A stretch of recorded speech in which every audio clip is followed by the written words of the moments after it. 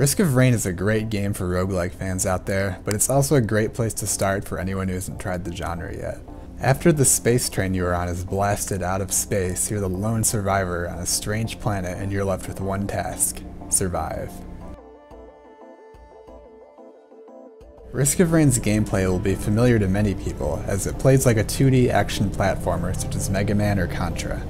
When you first start playing, you'll choose from a selection of characters. However, when first playing, you only have access to the Commando Class.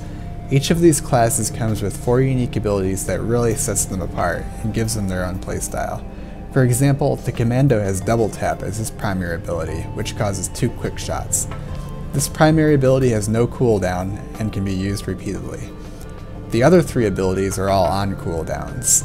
The Commando has Full Metal Jacket, which is a heavy damage shot that penetrates enemies and knocks them back. He also has a Tactical Dive, which allows you to roll a short distance and become immune during this animation. Lastly, there's a Suppressive Fire, which causes a stream of rapid fire hitting nearby enemies for heavy damage.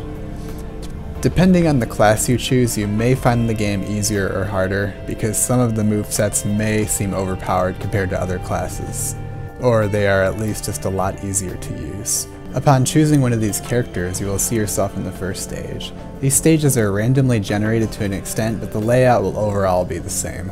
Your goal is to find a teleporter, as enemies will be randomly teleporting in around you. Killing monsters will reward you with EXP to level up, and also gold, which can be used to earn items. In various areas around the map, you will find objects which can reward you with said items. Typically they will be in chests, which cost gold to open, but there are also other objects, such as shrines, that have a chance to fail. Another unique object you can find are these containers that contain several imps that are released, and you must kill all of them for your reward. There is a massive number of these items that you can find, and they typically will give you passive effects such as increasing your health, a chance to fire off some special type of attack, or boost your mobility. There are also on-use items that you can find that give you an extra long cooldown ability, such as firing several homing rockets or throwing a large saw blade. There comes a strategic decision-making time when you have to decide whether to keep hunting down more items or just find the teleporter to the next stage and take it.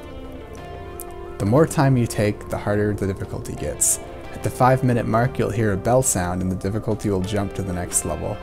Upon hitting the teleporter to move on, you have to wait 90 seconds, and during this countdown, enemy spawns are much more rapid and a boss will spawn as well. There are a decent number of these boss fights, ranging from trivial to challenging. You'll even find moments sometimes where you're battling multiple bosses at once. After defeating all the enemies, you can enter the portal and head to the next randomized stage. Each of these stages has a very different theme to it, ranging from aquatic, lava, mushrooms, and even a sticky purple goo planet. I really like the distinct variety and flavor of each planet. There really is a lot of replay value to be had within this game, as there is incentive to keep running through the game over and over as you unlock new characters and item drops. The randomization of levels does help too, although I wish the layouts could be a bit more randomized as well. The controls in the game are decent, although some players may want to adjust key bindings or switch to a gamepad based on what suits them best. Some players may find issues with the speed at which you run and the height of your jumps, as they do prevent you from reaching some locations. However, there are items you can find that will boost your running speed and your jump height, which would allow you to reach this. Unfortunately, due to the nature of randomization, there are cases where you will never be able to reach a certain item.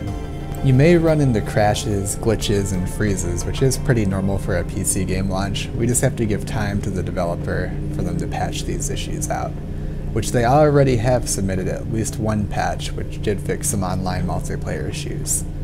I did get about one freeze when I was playing, and it was about an hour into a gameplay session, which was pretty frustrating as I did lose multiple unlocks.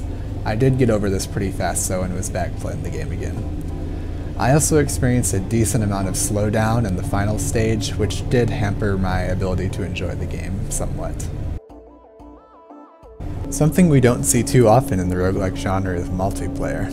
I was pretty excited to see that they actually put it in this game, and while it is a bare bones implementation, it does work well for what it is. Up to 4 players can go through the game together, sharing items and progress. Since you have to share, it may be ideal to play with friends who you're communicating with so no one gets left behind in item drops. While I did encounter some lag, I did not once get any disconnection for any reason from my online sessions. While I'm not the biggest fan of pixel art games, there is something special and unique about this game's art. All the creatures have strange, unique alien looks to them. I also like the tiny pixel characters they use for the characters, as it really gives a good sense of scale when encountering all the various alien creatures. The animation of these tiny pixel characters was done well, despite their small size too. While the gameplay is loads of fun, one of my favorite aspects of this game is probably its soundtrack. The tracks range from eerie to relaxing, and each one really seems to fit for the strange environment you're in. One of my favorite tracks is the one I featured as the background music in this review, and it is used in the underwater level.